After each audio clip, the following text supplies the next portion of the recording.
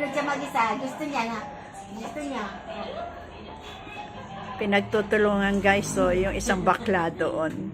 Pinagtutulungan Na, oh. Abang nga ng head Pinagtutulungan din ng dalawang bakla. May ka pang paulit siya?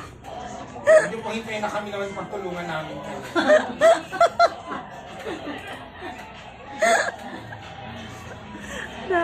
Si shawarma, di na pupunta.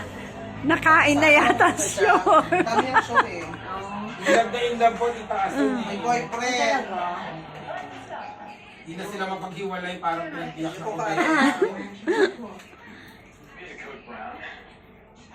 Kaya nga, kahit yung mananiligaw sa akin, ayoko. Kasi mawawalan na din ako ng oras kila Chloe.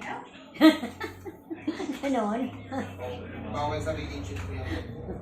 Magiging lalaki na yung priority.